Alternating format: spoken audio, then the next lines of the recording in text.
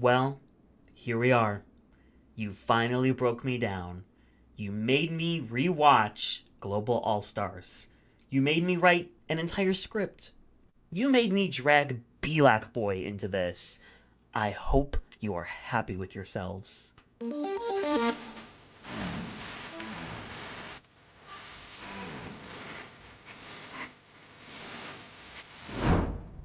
By the time Global All Stars was announced in December of 2022, there were already 17 franchises with seasons filmed spanning 5 out of the 7 continents around the globe. Drag truly went international and global. Many people theorized that UK versus the World and Canada versus the World, two series that included queens from many different international franchises, but focus heavily on American, British, and Canadian queens, were kind of soft launches for a kind of international all stars that could feature queens from every franchise. So, when Global All Stars was announced, it felt like the right time, as there were now plenty of franchises across the world that each had like 2 to 3 seasons worth of queens to choose from, and plenty of adoration from fans both from their home countries and across the world. Specifically, Drag Race España, Drag Race France, and Drag Race Philippines are all huge, almost universally beloved franchises across the globe. And to put all of these queens together in one room, I mean, it's just too good of an idea to turn down. But when it was first announced, there were still so many questions being posited. Would RuPaul be the only host to appear? Would every franchise be included? How many queens from each franchise would there be? Our answers were finally answered on July 15th, 2024, when the cast of 12 international queens representing 12 of the 17 franchises was unveiled, and the energy was palpable. It featured mostly runner ups and queens who made their finales, and people were just so excited. A cast of mostly finalists had not been seen since All Stars 2 back in 2016. The cast was stacked, and with a very fun Olympic sport themed promo, it seemed like everyone was on board for a sickening season. But oh, how quickly things went wrong. I could not do a video on an international, global all stars without bringing in the international drag race correspondent himself, Black Boy. Mabuhay, Derek. Mabuhay, how are you? Thank you for coming on and talking about your favorite season of all time, Global All Stars. Absolutely. I really would not want to do anything else in my life right now, Derek, than talk with you about Drag Race Global All-Stars. It really is just the best thing I could ever do. Yeah, this is how you know this is a true friendship because this is like us talking about Survivor Thailand. It's like no one wants to do it, but it has to be done. Yeah, and I have to do it with you.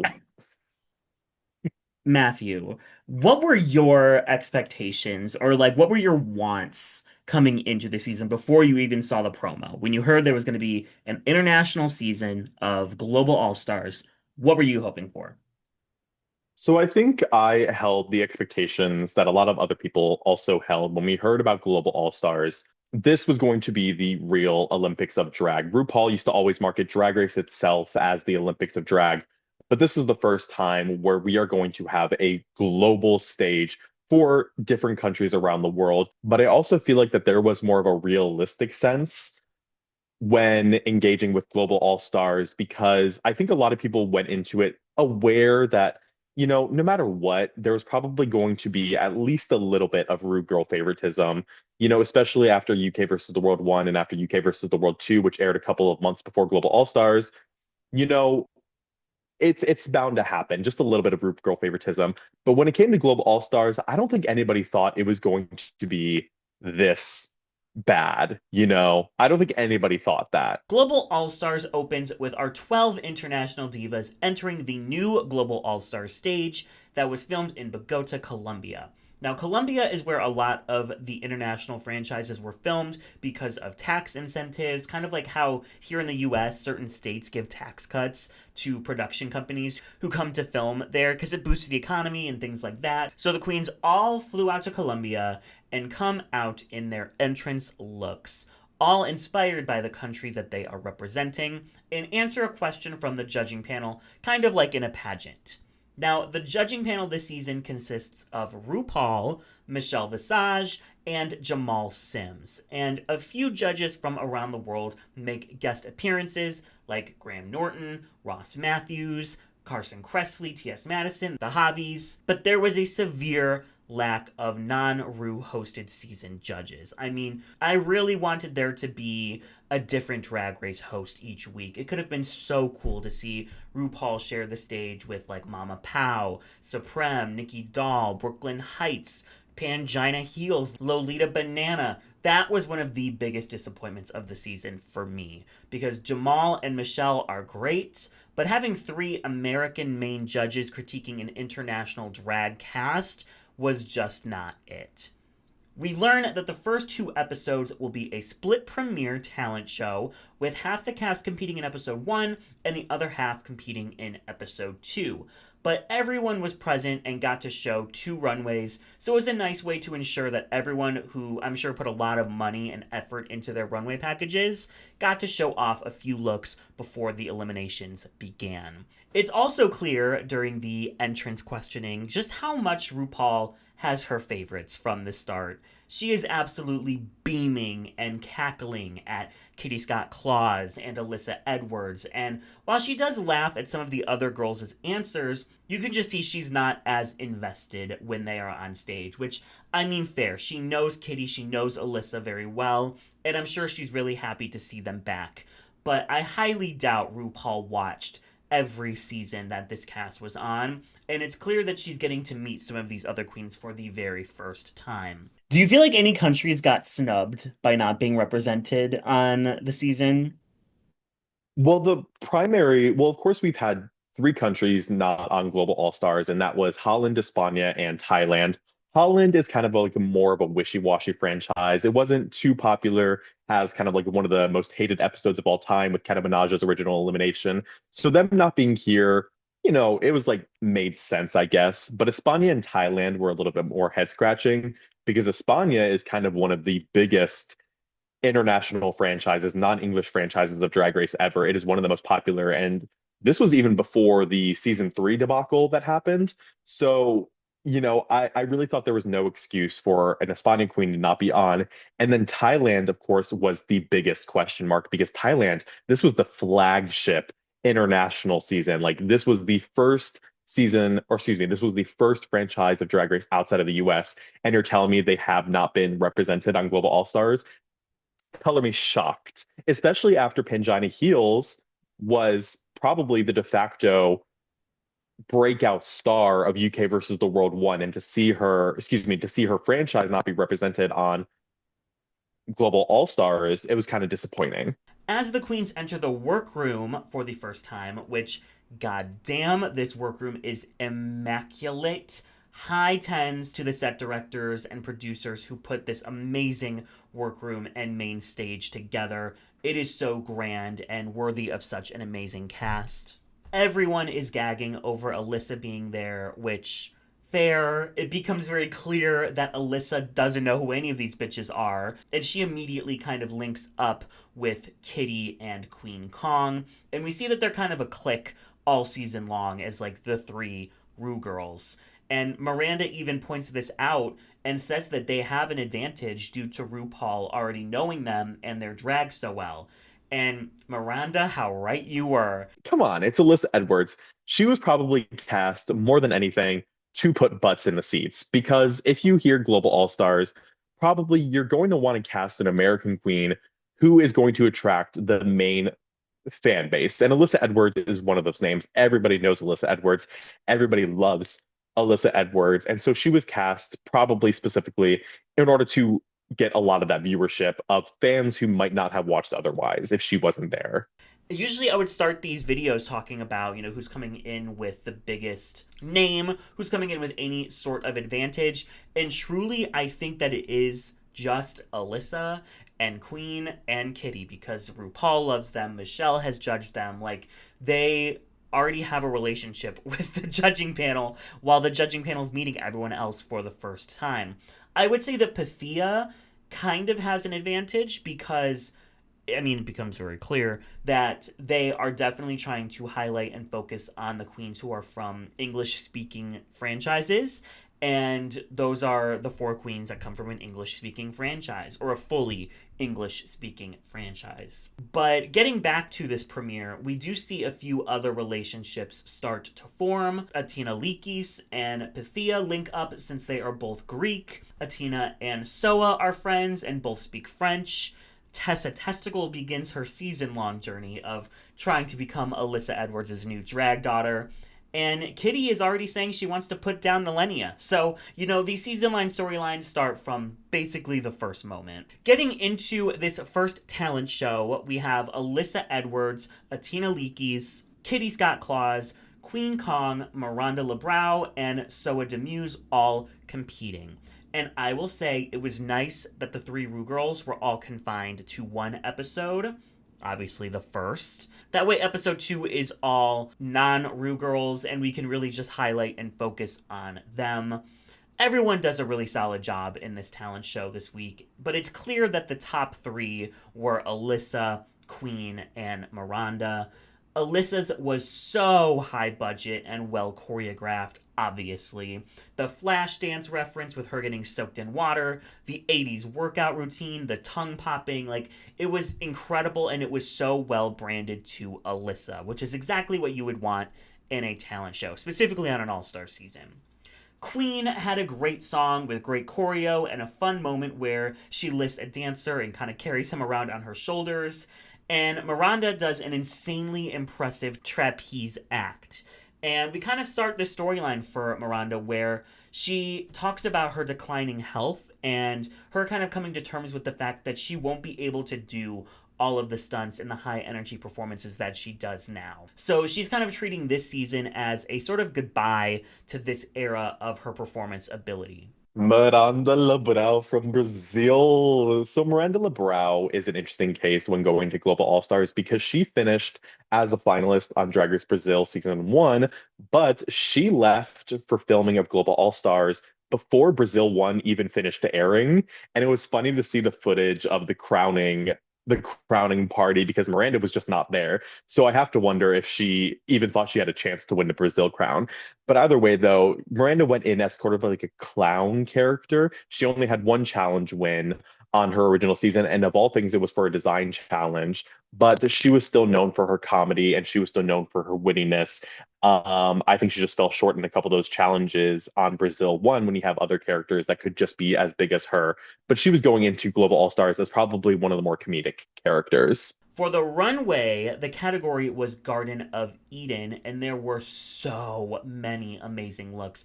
I feel like production chose the two most consistent, amazing categories to start the season with so that everyone could kind of show off their best looks. Because Garden of Eden and the Money Runway, they're both just so, so good across the board. Of the queens competing in this episode, I would say Alyssa, Atina, and Miranda were absolutely standouts. So it seemed pretty likely to me that Alyssa and Miranda would be the top 2 of the week, since they both had amazing talents and amazing runways. And the poll that I put out that got over 1,000 responses, so thank you to everyone who had to revisit this season to take that. They also agreed that Alyssa and Miranda were the top 2. I will try not to mention the poll too much. I'll mention if it disagrees with anything that I'm giving or there's anything super interesting there, but just know I definitely used that poll to help come up with all of the things that were rigged and the things that were fair. You guys and I thought that the top 2 were Alyssa and Miranda, but alas, a non-Rue girl is pushed to the side to hype up one of the Rue girls, as we will see happens again and again and again. Tale as old as time. And Kween Kong is chosen for the top 2 over Miranda. Now, it's not like Kween did a bad job, but I just think her talent show wasn't the most memorable, and her look got lost in the shuffle when there were so many queens who did incredibly on the runway this week. Even the queens not even competing, like Eva LaQueen, Pythia, Gala Varo, and Nehellenia, were huge standouts. And, Queen looks lovely, but it's just not as memorable as many other looks were. And come on. Miranda was hanging upside down from the ceiling. What more could you want? But we get an Alyssa and Kween Kong lip sync for the win to Only Girl in the World by Rihanna. And as we'll see, we have a lot of reused songs on this season. Definitely a budget thing, but this one I didn't mind getting redone since the original one on season 5 is not the best lip sync I've ever seen. Plus, it just makes sense for a global season for them to be talking about being the only girl in the world. It was a cute choice to start the season, and a good lip sync song in general. They both absolutely smash this lip sync. It's the perfect kind of song for both of them, and it is deemed a double win, which I think is fair. They both did slay. But I remember leaving this episode already kind of sus since 2/3 of the Rue girls walked away with a win. Queen Kong, enter you basic bitch. I'm gonna say it to you. No. Queen Kong came from one of the best finales, one of the tightest finales of Drag Race ever. Similar to So Muse, she came from a season where the top three was Queen Kong with Spanky, Mother Tucking Jackson, and Hannah Conda, who ended up being a finalist on UK versus the World 2, ended up being runner-up on that season. So a lot of people expected Queen Kong to do well. A lot of people expected Queen Kong to be one of the powerhouses of the season because of her ability to go toe to toe with the likes of Spanky Jackson and Hannah Conda on her original season. A lot of people expected Global All Stars to be a wash for her as well. Moving into the second part of the talent show, we get a lot of great moments introducing us better to the international queens and kind of setting up some of their story arcs. Specifically, Nehellenia, who I might just call Nelly for the rest of this video since that's what they called her a lot on the season. She's kind of edited at this point to be like a whack job. Like whenever she talks, they add this like kind of cuckoo crazy music in the background. I always, I always think of Izzy from Total Drama Island because whenever she's on screen, they have this like insane music in the background. That's what I think of when like they do it on regular like live action reality TV. That felt so good, except for hitting my chin. This is summer camp? That is so cool. Do you have paper mache here? Are we having lunch soon? But she's kind of talking about how she feels like she's going to be underestimated by some of these queens because her franchise isn't one of the most well-watched. But they do a little like dance circle mini challenge. We've seen them do it a lot. And Nelly wins. So she feels like she maybe won't be overlooked anymore. Well, Tamar.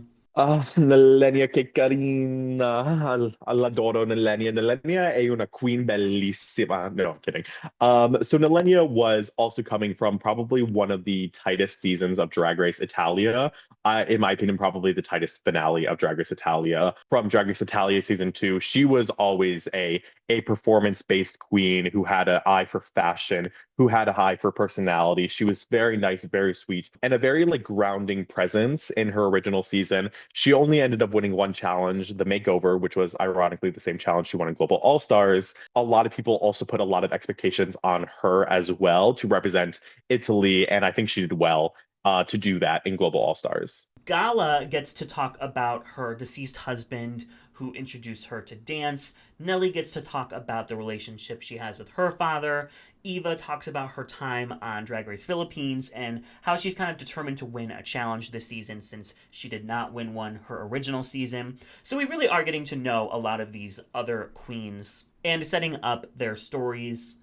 But getting to the talent show, this week, Eva La Queen, Nehellenia, Vanity Vain, Gala Varo, Pythia, and Tessa Testicle perform.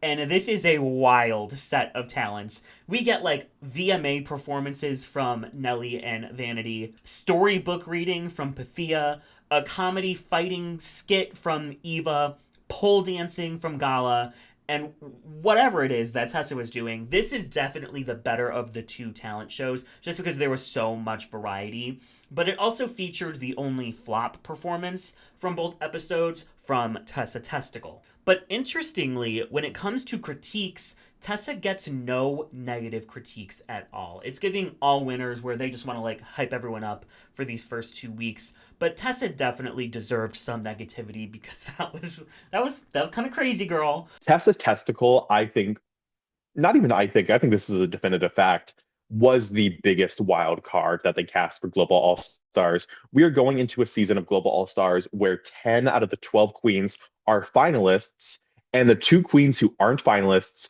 are Alyssa motherfucking Edwards and Tessa Testicle from Drag Race Germany.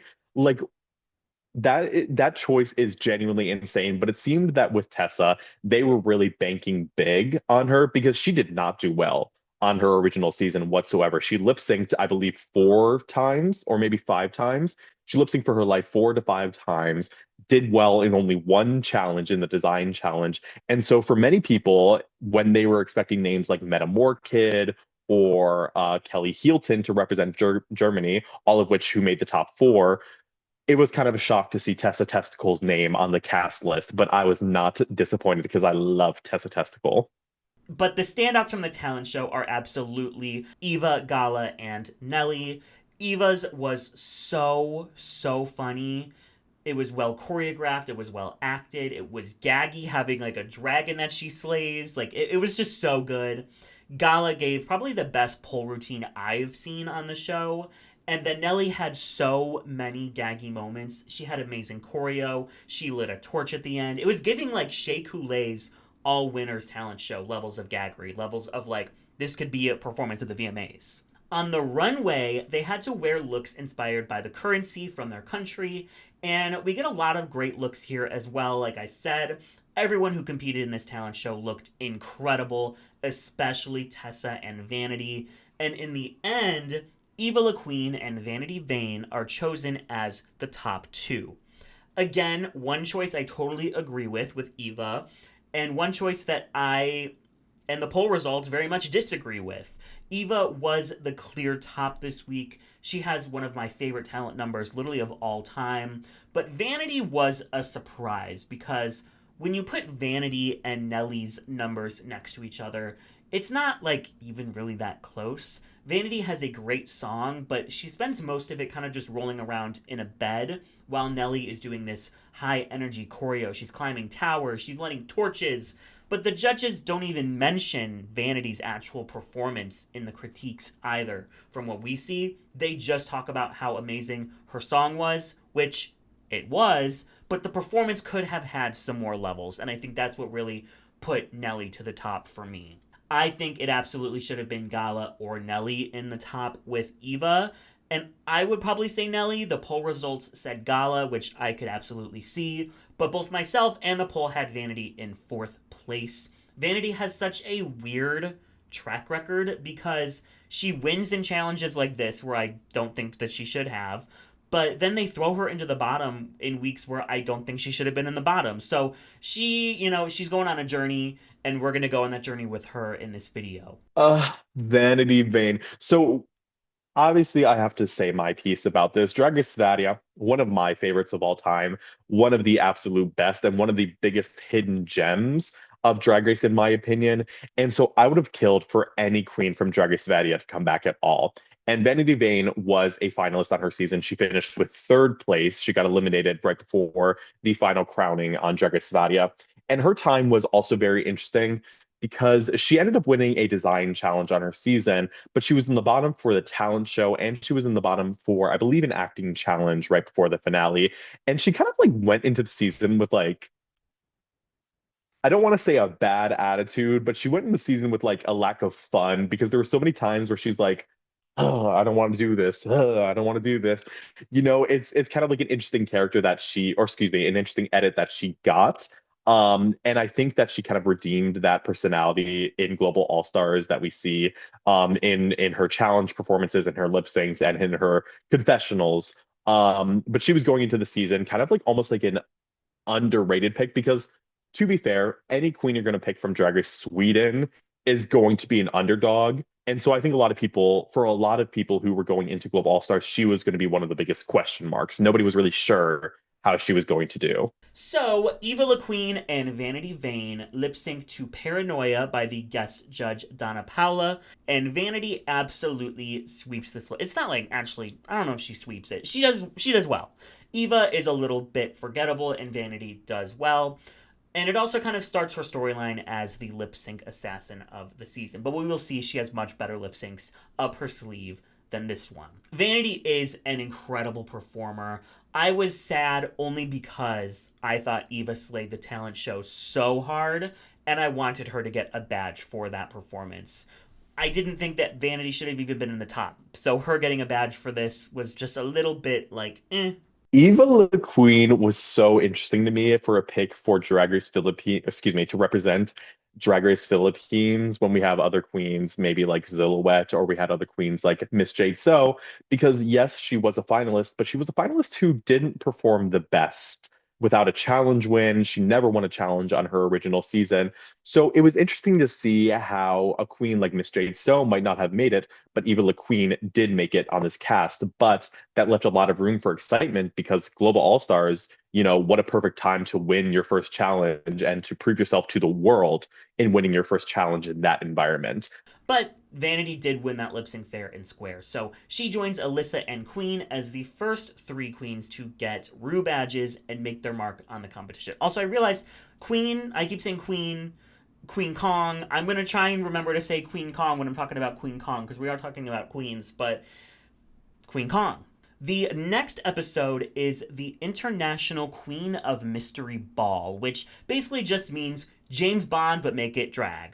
And this is the first episode to have an elimination. So this is also a super rushed episode. The runtimes of this season were crazy. Regular All-Star seasons, like I looked at All-Stars 9, which also aired in 2024, also on Paramount Plus, and they're like a little bit over an hour long without commercials. An hour and 2 minutes, an hour and 3 minutes, somewhere around there. The first episode of Global All-Stars was 52 minutes, then 49 minutes, and this episode was only 44 minutes.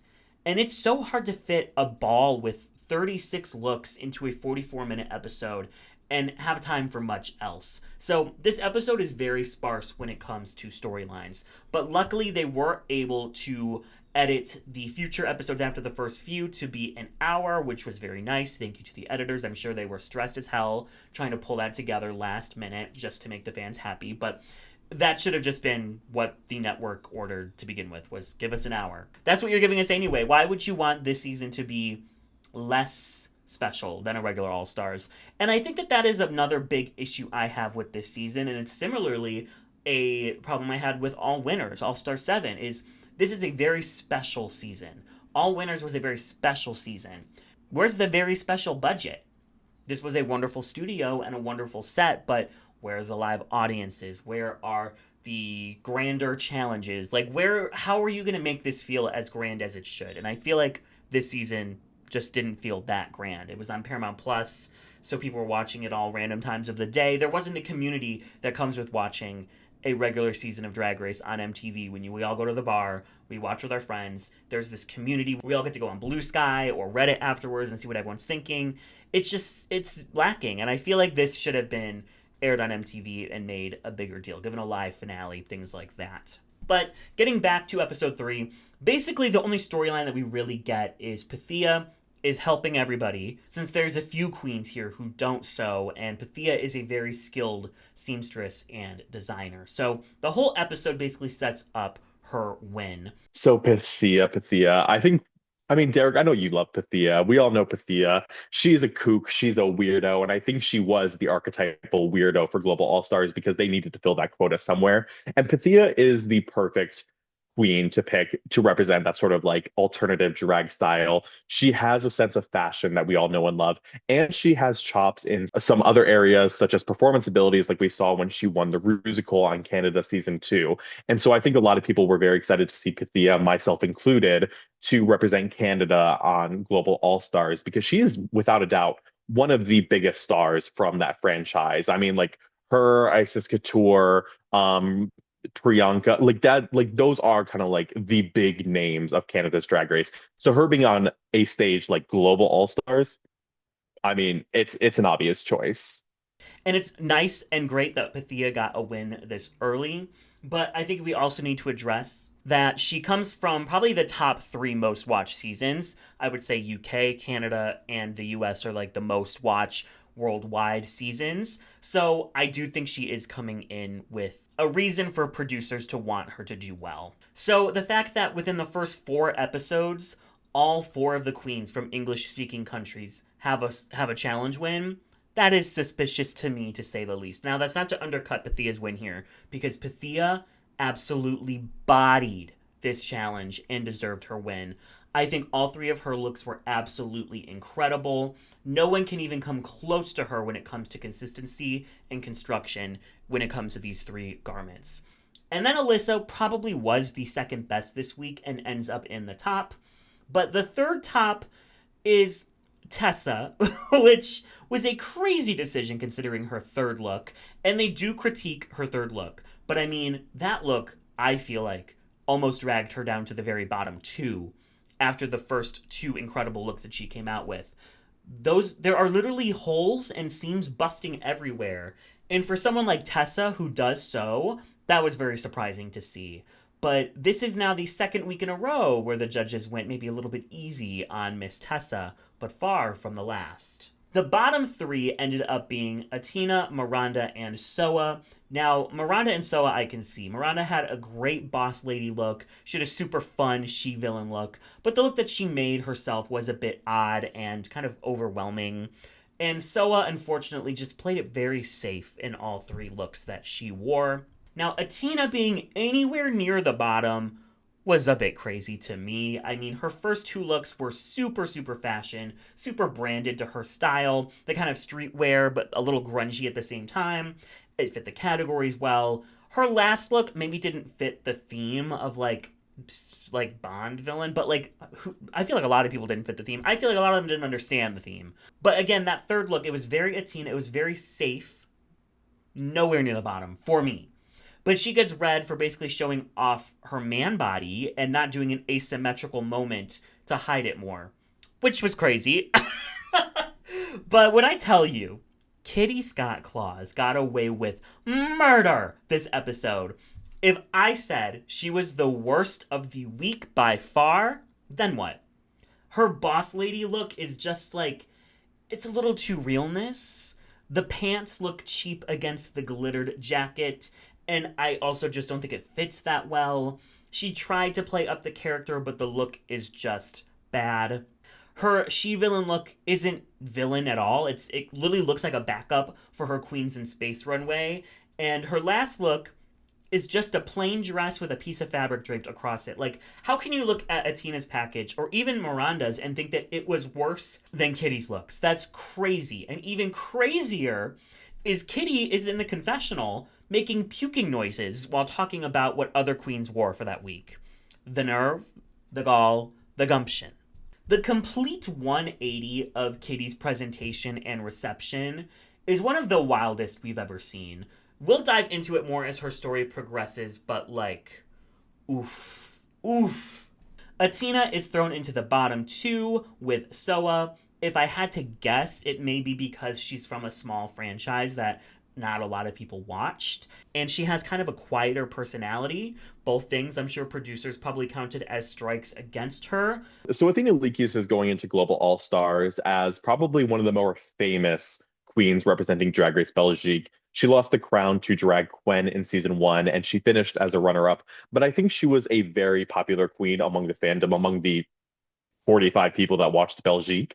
But she was still a popular queen, and she was one of the biggest runway queens going to Global All Stars. But that was not to say that she didn't have other qualities, because in my opinion, she was great in physical comedy. So I thought that in certain cases, maybe some comedy challenges, she could push through. I mean, if they were going to send anybody home first, picking a queen from a franchise that not many people watched in comparison to some of these others is probably a good bet. It just sucks because I don't think she deserved this at all. But this lip sync, my God. They lip synced to Bad Idea Right by Olivia Rodrigo. Now, I love this song. I'm not the biggest Olivia Rodrigo fan in the world, but I do like a lot of her music. It's a campy, kind of fun, bratty song, and you can have a lot of fun with it. But this was definitely not a song that either of them would ever perform to at their regular shows, because neither of them were able to match the energy of the song at all, or pull it off at all. Atina is in a neon acid trip look, which wild choice for an Olivia Rodrigo song. Soa looks more the part, but it's just a very disappointing lip sync. Atina is sent home, which I would say in the lip sync she was the worst of the two, but she just should not have been in the bottom at all. And we move on to the girl groups challenge, where things further devolve into Riggory. The next episode actually starts with a mini challenge where the queens have to guess the populations of their countries, and the three closest answers become team captains. Now, Alyssa absolutely throws this, which is so funny, but the three winners are Miranda, Vanity, and Kween Kong. They then pick their teams for the girl groups, and we see that Queen and Soa have kind of a relationship forming when she picks Soa first. And the last two queens left to be chosen are Nehellenia and Tessa Testicle, and this is where the Nelly hate train begins, which I just kind of find so confusing. From what we have seen, Nelly is an amazing performer. She showed that in the talent show. She showed that in the mini challenge that she won. She can slay some choreo. Like, why would no one want her? And this episode is the infamous Untucked, where Nelly is kind of gaslit and ostracized by the queens. And it just kind of feels like there's more to the story than we're seeing in the edits. I was reading interviews that the queens did, and like I was hoping that would maybe paint a better picture of like maybe what Nehellenia was like on set, but it really didn't. It's just odd because so many of the girls have such nasty things to say about Nehellenia. You know, not just Kitty and Queen, but, you know, Gala Varo and Vanity and Soa. But all we see as the audience is a queen who kind of struggles with English more than most queens there, and is kind of silly and awkward and funny and lovable. With every hero, there is a villain, and Kitty's villain arc truly starts this episode. Now, Kitty Scott Klaus is another. This is kind of like a prime example about how I thought that like Global All Stars felt kind of random.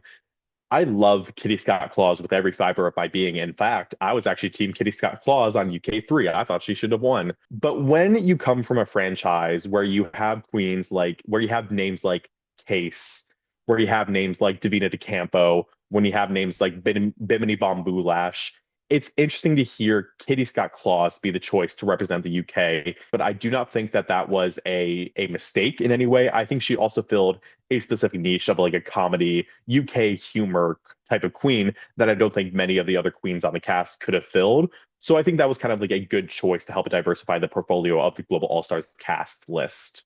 The main story of this episode is Kitty wanting to redeem her last girl group challenge where she was in the losing group. The issue is she's putting down a lot of her team so much in the confessional and kind of just being a little nasty that it makes the viewers start to root against her and want to see her lose again. Kitty Scott Claus on her first season was beyond lovable. She was sweet and funny. She was a great narrator. And I'm not sure what happened between UK3 and Global All Stars, but she definitely came into this season what seems like a completely different person, completely different energy, and the editing is absolutely highlighting every single nasty thing that she has to say. Like, I don't think we ever see Kitty having an unselfish or kind moment this entire season. They never show a nicer side of Kitty, and I'm sure there were plenty of moments where Kitty was being a lovely human they could have pulled and shown a different side of her, but they don't. This was one of the harshest and most brutal edits I have ever seen. I'm sure that Kitty is a wonderful human outside of this show, but oh my god, it is hard to not actively dislike her while watching this season. And that's a huge issue with this season in general, is queens like Kitty and Kween Kong are getting villain edits, but getting pushed by production. So it's like the editors and the producers are telling two completely different stories. It really feels like the editors saw that pushing the English franchise queens was going to be messy, so they tried to fix it in post by making them as unlikable as possible, but it just made for a worse viewing experience. It's truly insane. I don't think I've seen a season of reality TV where the editors and the producers were on such different pages. But another storyline this episode is Pythia, who is struggling with choreo, and she worries that she may fall into the bottom. And we see that Kween Kong is actually a really great team captain here in this episode and really helps and supports Pythia the best that she can. So when it comes time for the girl groups, they're all doing the same song in 3 different styles: a K-pop version, a Latinx version, and a Europop version. And I thought this was super cute. It was a fun way to make this feel more of like an international challenge. I don't remember the songs basically at all, but it was cute. Kitty got her wish and ended up in the best girl group by far. Every other group had, some standouts, but also some letdowns, but everybody in the Europop group was phenomenal. This ended up being judged individually, but I really think this just should have been like a Europop group in the top and everyone else gets critiqued. Kitty ends up winning the challenge, which, sure, but with this runway, the theme was basically to do a bunch of reveals, and I feel like the only look of Kitty's that was nice was the first one. They just get like worse and worse and worse from there, which of course they don't mention in critiques. This could have been a great moment for Nelly to get a win, as she had a great verse, she performed well, she had a really adorable and fun runway, and it would have made the storyline of her being underestimated earlier more satisfying. And after the Untucked, it would have been iconic to come back into the workroom and have her be the one that took away the win. But speaking of that Untucked, she learns that the safe queens thought that she was going to be in the bottom, not in the top. So she kind of tries to explain herself and how she knows that some people are underestimating her, but then everyone just kind of yells at her and gaslights her and says no one thinks that, and kind of accuse her of taking up the time of others when other people wanted to talk about their critiques. It's a really hard watch. It paints a lot of people in a really bad light, and it just kind of endears the audience to Nelly immediately, because how could you not be watching her go through this? The queens were underestimating her and saying that she was probably in the bottom when she was clearly in the top. And she was right to call that out. But I feel like in a flustered moment like this, maybe she wasn't able to fully express her thoughts in English. But the way the queens jumped down her throat, especially Queen, Kitty, and Soa, was very gross to watch. The bottoms end up being Pythia, Miranda, and Vanity. Now, Pythia and Miranda made sense. They both struggled in their performances, but Vanity was very confusing to me. I thought she was great in the girl group. She had a super campy, fun runway. The judges pointed out that she looked defeated in the challenge, but I never saw that, and even when they cut to the performance to show that, I still didn't see it. But I was also really annoyed that the judges call out Miranda's runway for being confusing. They didn't get it. She clearly is telling the story of her gender journey. Let's be real, RuPaul doesn't know what these fucking flags mean. But, like, the fact that no one got this is kind of crazy. Like, you can call the outfits cheap, sure. Like, the fabrics don't look expensive. But to say her concept wasn't clear was a bad critique, in my opinion. Just because you didn't get it, I think the story that she's telling is very, very clear. Especially because then they praise Queen on her runway, Kween Kong, when it was a total disaster. No through line, no story, nothing went together. The fact that she didn't get critiqued for that at all was crazy. Now, the bottom two are Miranda and Vanity, with Pythia's runway being the thing that saved her, and I truly feel like Vanity was sacrificed here to save Alyssa, because Alyssa had one of the strangest verses I have ever heard in my life. Love! Hold up, wait, let me add my two. Do what you love and love what you do. And her runway was just so simple. Like, especially since she's coming in with the biggest budget and the most resources, her runways should be 10s every single week. But many times, her runways are, like, just okay. Like this one. But regardless, Miranda and Vanity lip sync to spice up your life, and it's a really fun lip sync. It's a bit chaotic with Miranda pulling out a clown nose, but Vanity serves what needed to be served and clearly wins, unfortunately sending home Miranda LeBrow here. It sucks since Miranda had such a beautiful story and had such a unique take on drag, but this wasn't a great week for her, so it does make sense. It just should not have been Vanity sending her home. The next episode starts, and we see that again, editors seem to know what's up because they include a confessional from Vanity saying that she thinks Alyssa should have been in the bottom since she choreographed her group's number and they had the most issues with getting it down, which, well, yes. This is the acting challenge where they will be parodying famous movies, but with big boobs. Jimbo's influence, I guess, but there is a Frankenstein parody, a Pirates of the Caribbean parody, and a Jurassic Park parody. You know, I always thought it was Jurassic Park until just a few years ago. Am I the only one? Probably. Anyways, I hope that they gave these queens ample time to learn their lines because usually they get like an hour max. And I'm sure it was way harder to learn all of these English lines for like Nelly and Gala compared to the native English speakers. That is, I think, a big point to bring up. Despite most of these queens having English as not their first language, most of them are still pretty fluent.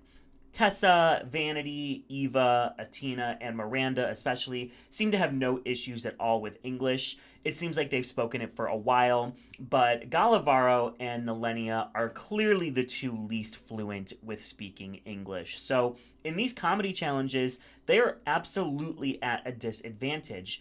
And that's what makes Nelly's run even more impressive to me.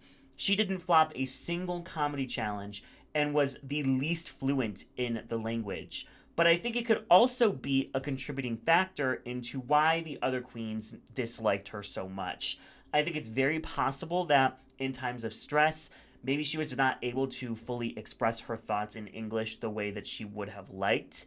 And we saw that for sure in the Untucked fight, I think. Now, the groups for this challenge are randomly chosen by picking Barbies out of a box because, oh yeah, these are boob parodies, Barbie parodies, and movie parodies.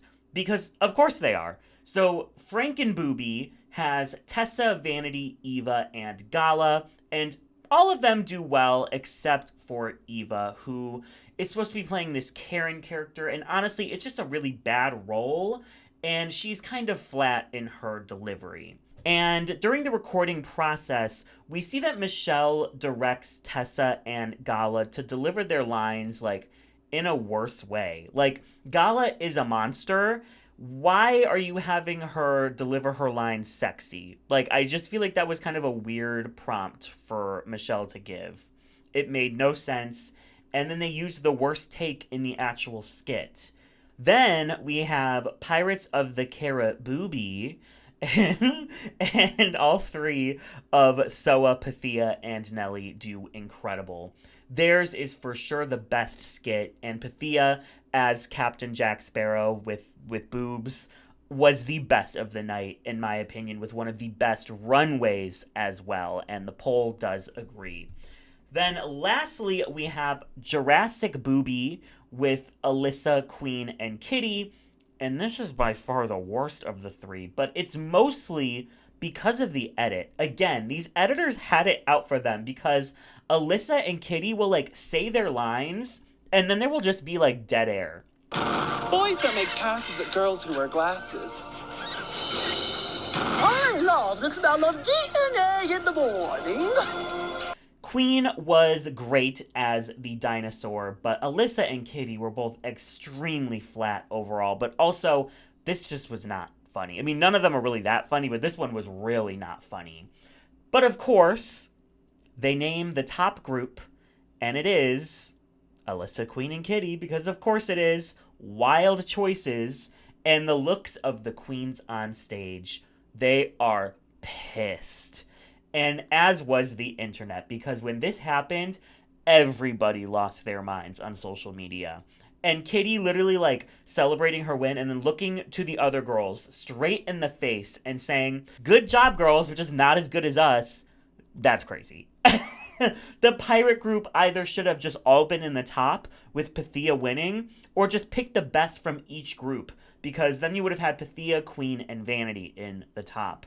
Choosing Alyssa, Kitty, and Queen to be in the top was quite literally psychotic. I don't know how they thought they could get away with that, and they didn't. Then they throw Gala in the bottom for literally no reason. In critiques, they have basically no negative critiques for anybody except for Eva, but they do say that they think Gala's runway is a bit busy. This whole challenge and episode was just so bad, but we do get a Take On Me lip sync, which, love that song. And, you know, maybe you'll be seeing it used for a lip sync again soon, who knows. Neither really meet the campy fun nature of the song, but Gala Varo is just an incredible performer and rightfully wins the lip sync, unfortunately sending home Eva La Queen. I was pretty shocked to see her go so soon after her incredible talent show performance, but she had been pretty forgettable in the previous 2 challenges and deservedly was the worst of this week. So sadly, I do have to agree with her elimination here. And now we are at the top 9 and have a super fun mini challenge where they have to like do their makeup on this moving plane set. It's hilarious, and Tessa wins when she has the most awful makeup. Then the queens are asked to pair with who they want to drink with the most. And no surprise, Nelly is the odd woman out. She then gets to pick her team to join with and chooses Kitty and Pythia. Big mistake, huge. And they learn that they will be doing a design challenge with the fabrics and materials they were asked to bring for it from home. But they will be swapping fabrics with their partner. And suddenly this becomes the end of the world because Alyssa is devastated to be stuck with Tessa's cheap materials. Nelly is crying because Kitty has ugly materials that she doesn't want to work with. And Tessa is the real winner of the day because she ends up with Alyssa's super lavish, super expensive materials. So they have to construct cocktail dresses out of their materials. And a lot of this episode is just, I mean, no shade, Nelly complaining about the materials she got, and Kitty calling her every name in the book in confessional. Kitty calls her an ungrateful cow. Kitty calls her Dolores Umbridge. And when RuPaul does the walkthroughs, she takes Kitty's side, which I think just kind of empowers the other queens to double down on their Nelly hate. We also get one of the most controversial moments of the season when RuPaul asks Nelly if she has a catchphrase, and Kitty chimes in and says, "Margarita pizza," in a really bad Italian accent. RuPaul, of course, starts cackling, and Nelly is so confused because she's like, why is margarita pizza funny? Because it's not. Everyone's biggest fears were coming true, since we all know RuPaul loves a stereotype. She finds them hilarious, and if someone wants to use a stereotype about their culture or their identity for a laugh, that is their prerogative.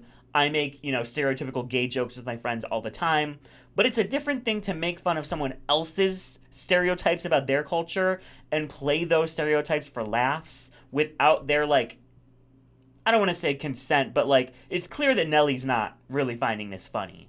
She literally says multiple times in the confessional she doesn't get what's funny about this, she doesn't get why it's so funny, and was confused why everyone is laughing so hard. And unfortunately, it does kind of become her thing. And she really only does it because she knows it'll make RuPaul laugh, which it does. Every time.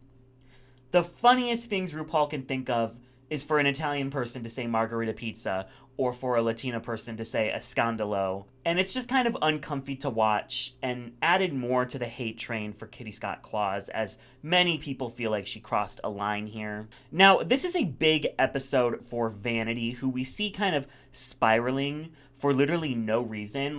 She tosses out her entire outfit, her entire concept, and starts over just hours before they're supposed to hit the runway. And her first concept was cute. I have no idea why she felt like she needed to throw it out. And we see many times through the season that Vanity just loves to self-sabotage. In this episode, the Christmas look that she throws together, in the roast itself. She is so talented and one of the best performers on this cast, but it's like she can't just get out of her own way. And she ends up with this paper woodland nymph look when they were supposed to be wearing cocktail dresses. Looking at the rest of these looks, many of them are okay. They're kind of forgettable. Tessa, Queen, and Pythia are the tops, and this made complete sense. They all killed it. But Tessa absolutely redeemed her first design look and knocked this challenge out of the park. It's one of my favorite design looks of recent memory, and she wins the challenge, which feels very correct. And it was really nice to see her get that moment, since, she'd already had kind of a stumble or two. As for the bottoms, they throw Gala Varo and Soa Demuse in the bottom, and save Vanity by just keeping her low. Now, Soa being in the bottom makes sense. Her look was cute. No one really flopped, but it just wasn't exciting, and it did have some fit issues. Also, you've noticed that probably that I barely mentioned Soa, and that's because she just doesn't really have much of a storyline. She doesn't have much to do here. And especially knowing that she does end up winning the lip sync tournament and Miss Congeniality, it's just kind of strange that they don't focus much on her at all. So Muse went in as one of my favorite queens of all time from Drag Race France season one. I adore Soa Muse. And her time on France 1 was a fun time. In my opinion, it was one of the closest finales of Drag Race ever when her competitors were Paloma and La Grande Dame. And she had a very real chance at the crown. It ended up being Paloma winning, but Soa Muse still had a very close chance at that crown. And so I was going into the season with high expectations for her. She can perform, she can write a verse like nobody's business. And we do see that in the Girl Group Challenge on Global All Stars. So she was going into the season as one of the performers. She is the one that we expected to see dances. We expected to see high art. She was that queen of cabaret that we would expect to see from the likes of France and from Soa Muse herself. But Vanity absolutely should have been in the bottom this episode. She was asked to make a cocktail dress and instead gave us Fantasy World Couture. Gala's look, it does have some intense padding, but the dress itself is cute and I think she styled it well. It's nothing special, but it's nothing bad either. I think that at this point, though, they just saw more potential in Vanity. I mean, from the start, they were pushing her over Gala. So this is nothing new.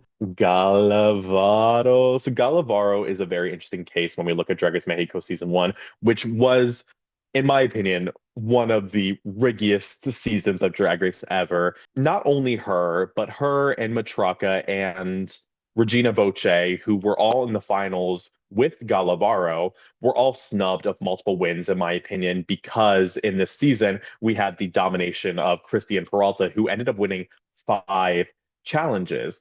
And in the wake of that, we see Gala Varo be robbed of a makeover win and other challenges, such as a design challenge that she could have taken. But she was still, again, another performer that we were expecting to see on this season. And we saw that on Global All Stars with her ability to lip sync the house down. She was the runner up in the lip sync Lollapalooza. She won like 2 lip syncs in the elimination rounds. So she was that performer, and that was kind of the expectation that a lot of people had going in to Global All Stars when they saw her on the cast. It's just strange because, like, last week, Vanity should have been safe and was in the bottom, and this week, Vanity is safe and they put her in the bottom. It's like she is just all over the place with this track record.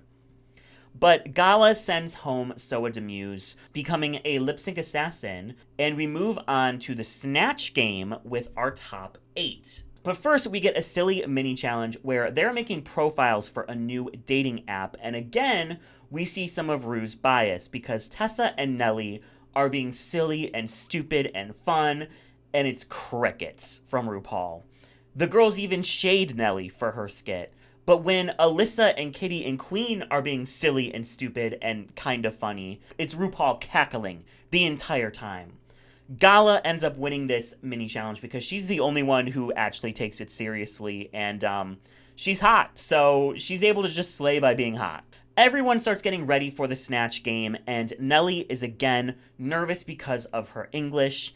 And I think it's hard that Nelly and Gala have to improv in English. But in this format of Snatch Game, there's really no other way around it. I did like how on Slasian Royale this season, they turned Snatch Game into kind of a solo challenge. So the queens weren't expected to, like, listen to what Mama Power was saying and volley immediately. They just kind of got to do their own thing. And I think for queens who aren't all equally fluent in English, that does make sense. But when Ru does her walkthroughs, she's happy when everyone is doing someone from their country. But then Pythia is going to do the Terminator, and she is immediately like, why aren't you doing someone Canadian? Why aren't you doing someone Greek? Where's the stereotype? How do I haha if not stereotype? This leads to Pythia changing her character at the very last second, literally sewing a look to make an outfit to be the Greek god Zeus. It's crazy, but she's smart to listen to what RuPaul is asking for.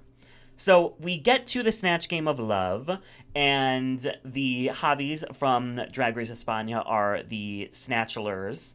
Great to see them. In the first group, we have Kween Kong as King Kong, Gala Varo as a telenovela actress Laura Leon, Kitty Scott Klaus is Princess Diana, and Nehellenia is the fashion designer Valentino. Now, Queen is kind of awkward, but like Rue's laughing anyways, and she makes a pretty off-color joke about Gala smelling like tacos, which, of course, RuPaul cracks up at.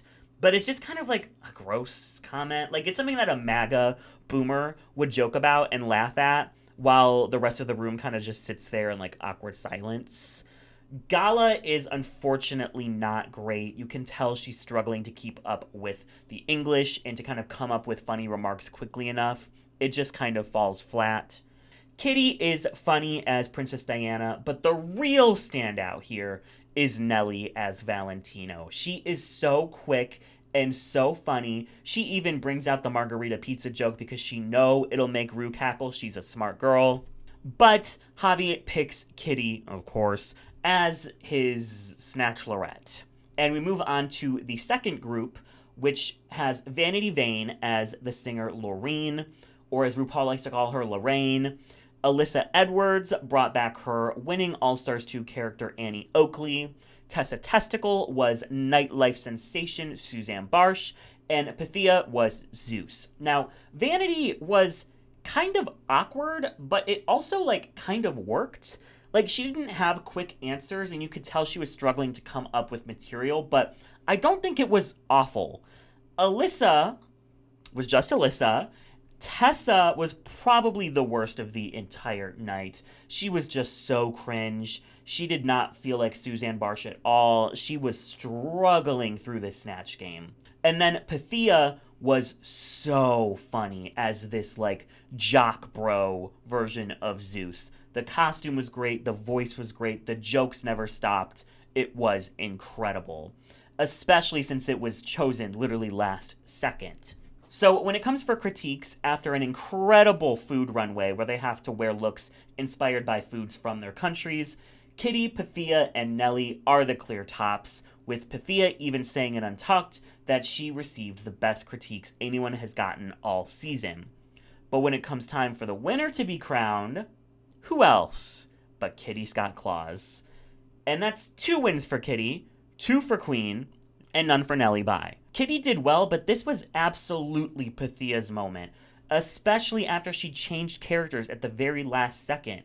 It's like they're avoiding the better storyline and what would make a better episode just to reward Queen and Kitty. It's insane. Javi even says that he regrets picking Alyssa as the winner earlier and wanted to give it to Pythia. Like, it's just so frustrating. And the second win Pythia absolutely could have gotten, but was given to a Rue girl instead after the acting challenge. And for the bottoms, unfortunately Gala being there makes sense, but Tessa is saved yet again, and not even for the last time. And Vanity, yet again, is thrown into the bottom because she's probably the only person who can take out Gala Varo in a lip sync. And it definitely felt like Gala's time at this point with all of her bottom placements. She really hadn't excelled in a couple weeks. But I'd argue Tessa would probably kill it and send home Gala anyway in this lip sync, since it's like a Muppet song. It's a comedy song. But I cannot be mad that Vanity was thrown into the bottom here, because she absolutely annihilated this lip sync. This is what Ginger Minch thought she was giving on All Stars 10. Amazing, incredible. Vanity is an icon. And all of these bottom placements just make the audience fall more and more in love with Vanity. She was truly able to do any song you threw at her and was so lovable in the confessional. So it's sad that the producers figured the audience would only care about the Rue girls, but really, it was Vanity and Nelly and Pythia and Miranda and Tessa that they loved the most. The next episode is another comedy challenge with the roast. Again, I think Slajan Royale did this a little better by having mostly look and performance challenges. I think it just evens the playing field. Kitty gets to pick the order of the roast because, of course she does. I mean, because she won last week's challenge, and basically no one is excited for this challenge outside of Kitty and Queen. But they all get to writing, and Vanity reveals she's going to sing her roast because singing is what she's good at.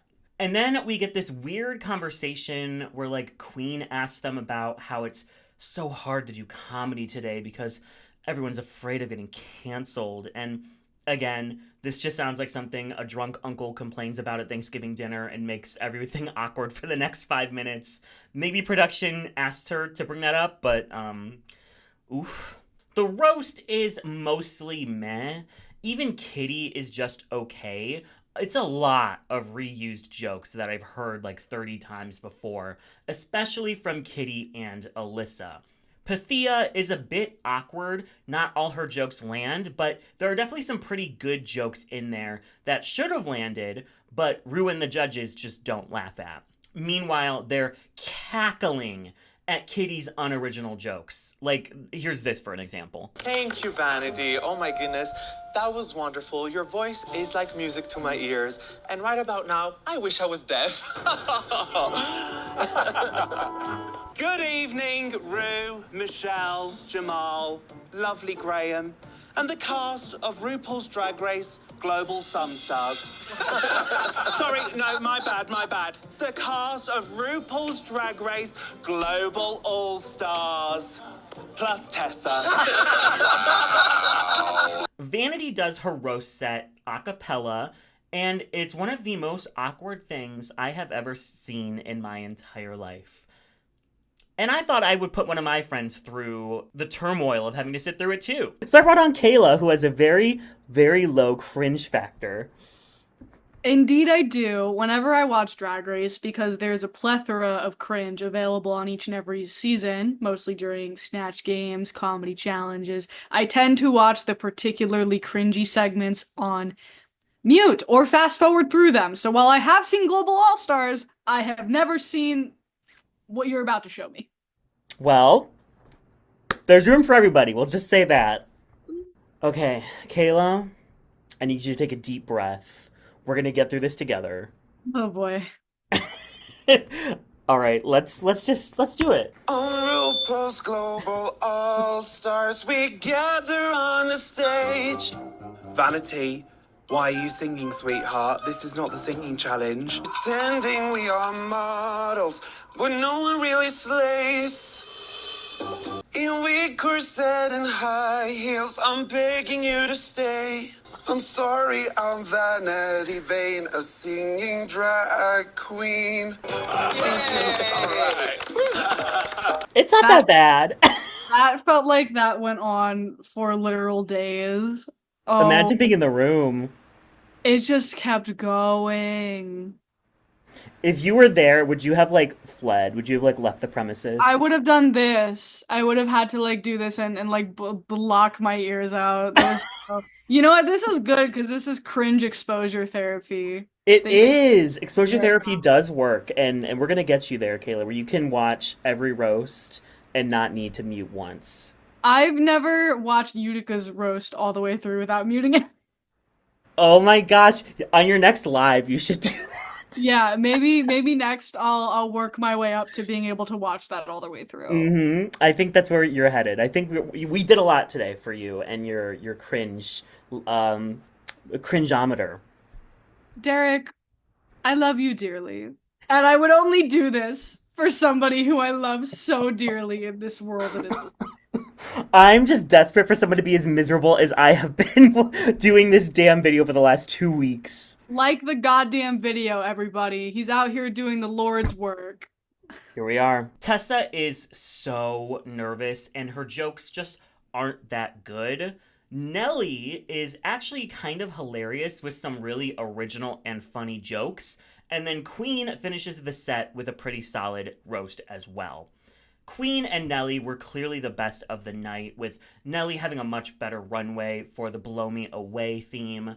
And so I thought, surely this is going to be Nelly's big winning moment. She's the only one here without a win. She was so nervous for this challenge because she has to do it in English. And then she smashed it with some of the most original jokes of the night. Nope, it's going to be a double win between Kween and Kitty.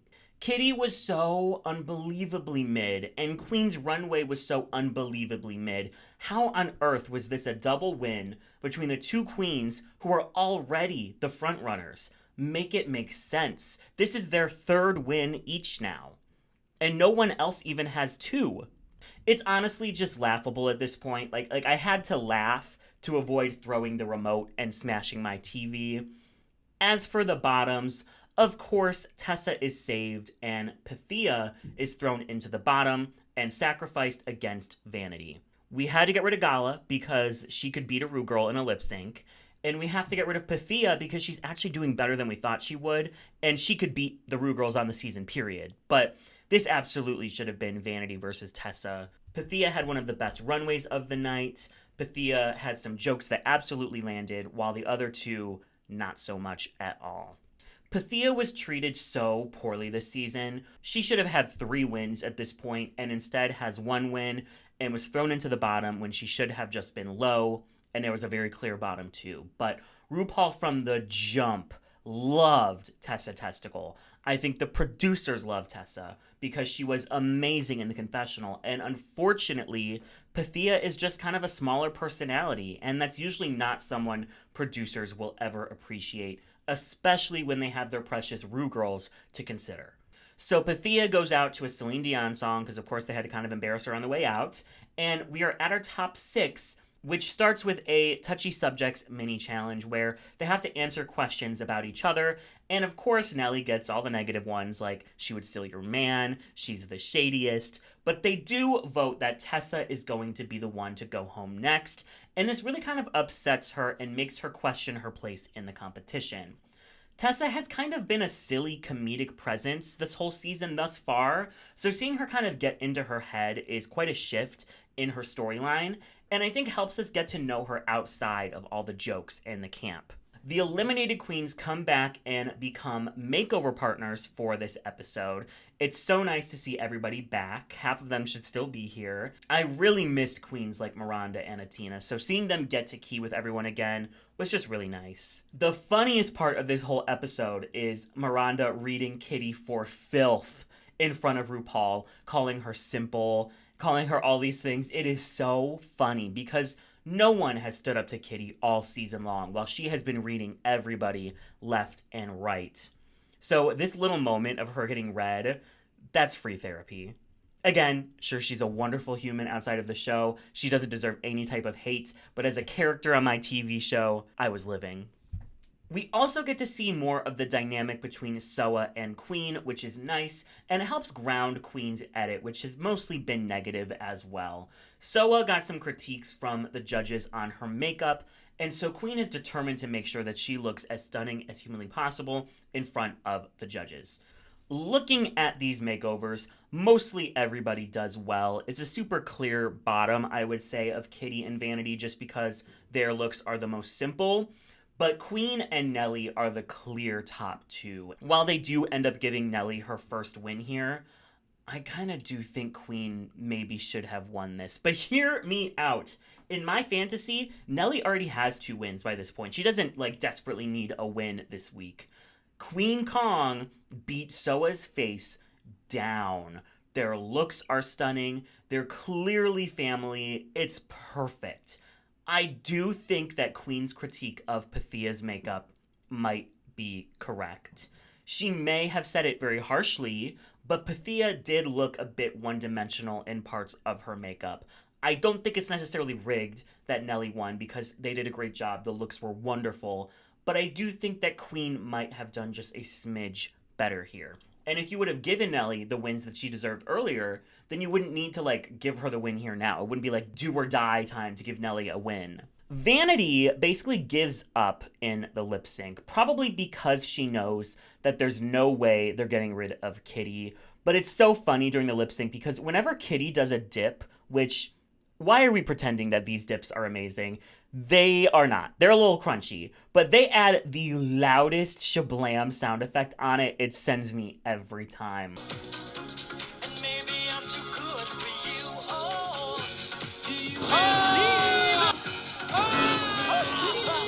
It's like they have to make sure the audience knows this is an iconic moment, and then it's just a crunchy dip. We lose Vanity, unfortunately, and are down to the top 5 for a commercial challenge where they are basically hosting an ad for their country and showing off all the things that are great about it in a funny way, aka stereotypes. In fact, Kitty literally says they have to play into the stereotypes of their countries when making their commercials. Rue is even kind of disappointed when Tessa decides to do her home country of Switzerland instead of Germany, where she competed. And Tessa's like, I can't switch because I know nothing about Germany. I don't live there. This is a pretty cut and dry episode, though, to be honest. Probably the most cut and dry all season. Alyssa and Nelly slay. Kitty does okay. And Queen and Tessa are the clear bottom 2. Interesting that I didn't mention Alyssa Edwards much in this video, right?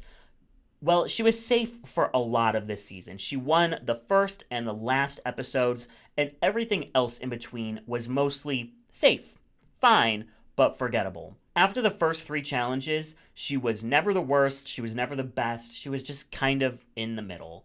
And it got to her all season long because she was so annoyed at being safe. But not annoyed at the judges, she was annoyed with herself because she knew that she could do better. Alyssa really needed this win at the end to have a real chance at the crown, and luckily she was able to pull it off. But I will say, I was expecting more from her this season, to be completely honest. She came in with the most resources, with the biggest budget. Her runways were just okay outside of a few. Most of her challenges were just okay. But she did shine in the premiere and the final 2 episodes, and I guess those are the ones that count the most. So, work. Tessa gets sent home here by Kween Kong, and it is sad to see Tessa leave, but it was definitely her time. It was probably her time a little bit sooner than this. But it's also nice to see some emotions from Kween Kong, since it was also much needed for her, since most of the time she'd been pretty stoic. She'd been kind of shady all season. So watching her fight for her spot was great. And of course, she's a wonderful performer, as is Tessa. So the lip sync was fantastic. And what a great song, Don't Leave Me This Way. I really like the 80s version by the Communards, but this was the original one. It's still really good. And we have our top 4. Kitty, Alyssa, Queen, and Nelly. Who could have guessed? But first, there is a Lollapalooza with all the eliminated queens for $50K, which was nice, and they all got to perform one last time, which was really great. I don't think anything from this episode was rigged. Soa Demuse killed it. She wins the $50K. And I don't think we talk about her ASMR Lover lip sync enough. So that brings us to the grand finale. Now, there's not a whole lot to talk about in this episode. They do the typical girl group verses, but this time they're doing it like a Just Dance video game where they have to like teach this dance to the audience that anybody can learn. It's honestly pretty cute. Like, the song is forgettable, but shout out to the editors who put this together because it's very well done. And kind of just looking big picture at this season, at the top 4, out of the 13 challenge wins, only 3 of those went to a queen from a non-English franchise. And only 1 of those was in an episode where Alyssa, Queen, and Kitty were competing.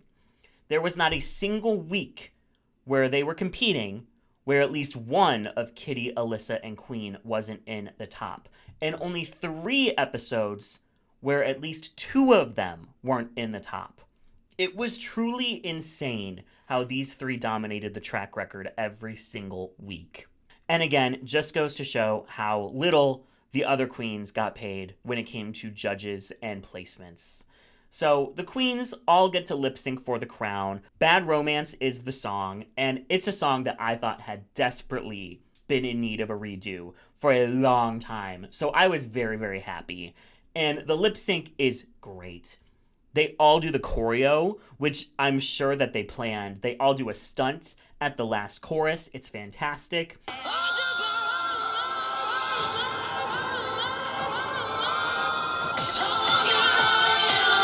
Alyssa and Nelly definitely do the best overall, both in the challenge and in the lip sync. And in the end, Alyssa wins. Sure, I mean, she was safe and kind of forgettable for most of the season, but sure. Do I think this season was made for Alyssa Edwards to win? Yes, I do. I think she's one of the crownless queens of the franchise, and they thought that if they made the season around her and just kind of propped up some queens from other franchises along the way, people would be happy. But I think production vastly underrated how much people wanted to see and root for the international queens. Matthew, if you had to wrap up your thoughts of Global All Stars into a couple sentences, what would you say they are? Do over. Do over. Strike this one from the record, pretend like it never happened, burn it, and then just start over. Just start over. Maybe like pick a couple of different queens, but just start over. But for a serious answer, I think my thoughts about Global All-Star Season 1 is it just it not only could have been so much better, it should have been so much better. They fumbled the ball in every single aspect when they had every single opportunity to create probably one of the best seasons of Drag Race ever. And yet they fumbled the ball in every single way. Thank you, Matthew, for coming on and giving us your expertise. Thank you for interviewing me, Derek. I know it was a chore to talk to me. Yeah, it was. But, After we've had 3 different podcasts recording to this week. Just this week. Listen to Rigged Recap, listen to Survivor Connoisseur versus Amateur. Me and Matthew were always doing something. So, yeah, thank you again, Matthew. Of course. Thank you for having me, Derek. Of course. I'm happy Alyssa has a crown. She's done really great stuff with it, like guest judging on Slajon Royale, which she was wonderful at. She's appeared in other international franchises since. I just wish the win didn't come with so much baggage and riggory. I mean, Global All-Stars is probably the most hated season of Drag Race ever, and also probably the most rigged, and I think there's a reason that those two come hand in hand. It's been almost a year since the finale aired, and there is still no word on if a second season will be coming. But it's very clear to us, and hopefully to WoW, that if a second season is made, they need to do basically everything different. Thank you all so much for sticking around, for watching this video, for going down memory lane with me for this train wreck of a season. No hate to any of the queens themselves, but we did have to talk about what some of the portrayals were from the edit. If you weren't aware, I recently opened up members on my channel, so if you want to join, which is down where you would subscribe, you get exclusive videos every week. I will be breaking down every episode of Drag Race UK 7 and Dragula Titans 2 in the Rigged Recap Quick Cases series. Those are videos where I'm chatting about and talking about the new episodes coming out on seasons that I'm not covering on the main Rigged Recap series, which, if you also aren't listening to, that is available right now. We're doing Slajon Royale with Black Boy. And also, if you want to support me, which I would love if you could, because I just watched Global All-Stars, make sure to follow Drag Duel on all socials, because something very, very, very exciting will be dropping on Monday. So thank you to my current members listed right here. Thank you all so much. I appreciate your support so much. Thank you to everyone watching. Make sure to like and subscribe, because the algorithm has been a little bit wild since we all know that big news story that happened earlier this month. The algorithm's just been insane ever since. So if you like and subscribe and leave a comment, that would be absolutely wonderful. It will help push my content back into the algorithm. The links to all of my social medias are in the description down below. So thank you all so much for watching, and I will catch all of you in the next one.